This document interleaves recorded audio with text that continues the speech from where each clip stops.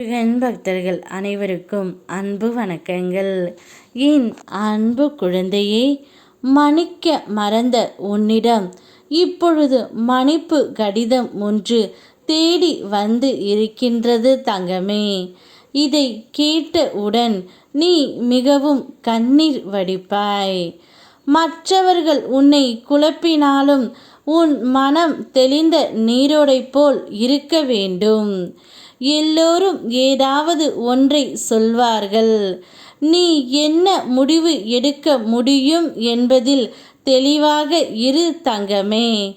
வாய்ப்பு வரும்போது பார்த்து கொள்ளலாம் என்பதை விட இப்போது வாய்ப்பினை உருவாக்க முடியுமா என்று தேடி பார்த்தால் நல்ல வாய்ப்புகள் இருப்பது உன் கண்களுக்கு புலப்படும்.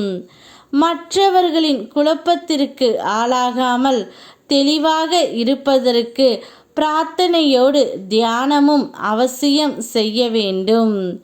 இன்று கோவிலுக்கு வந்து தரிசித்துவிட்டு சிறிது நேரம் என்னுடன் அமர்ந்து பேசு தங்கமே. மற்றவர்கள் பேசுவதை கவனிப்பதை விட உன் ஆழ்மனம் பேசுவதை கவனி. உன் வாழ்விற்கான பல தீர்வுகள் ஆழ் மனதில் ஆழ்ந்து கிடக்கின்றன.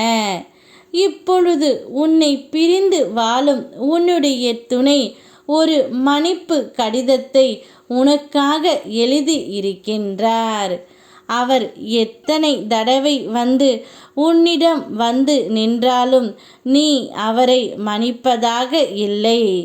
முன்பு நடந்த பிரச்சனைகள் உன் மனதில் இதுவரை ஓடிக்கொண்டே இருக்கின்றது. அதனால் அவரை மன்னிக்க தயாராக நீ இல்லை. ஆனால் அவர் உன்னிடம் கடிதத்தின் மீதாவது மன்னிப்பு கேட்க வேண்டும் என்று நினைத்து உன்னிடம் மன்னிப்பு கடிதம் எழுதி இருக்கின்றார் தங்கமே. நான் செய்த தவறுக்கு காலம் எனக்கு தண்டனையை கொடுத்து விட்டது. இனி வாழ்க்கை உன்னோடு இருக்கும் பட்சத்தில் நான் இருக்கின்றேன். என்னை மனதார ஏற்றுக்கொள். இல்லை என்றால் என்னுடைய வாழ்க்கை வீணாகிவிடும். நான் செய்த தவறுக்கு மேல் தண்டனை அதிகமாகவே அனுபவித்து விட்டேன். இப்பொழுது உன்னிடம் வந்து நான் சொல்கின்றேன், என்னை ஏற்றுக்கொள் என்று. ஆனால் நீ என்னை ஏற்றுக்கொள்ள தயாராகவே இல்லை.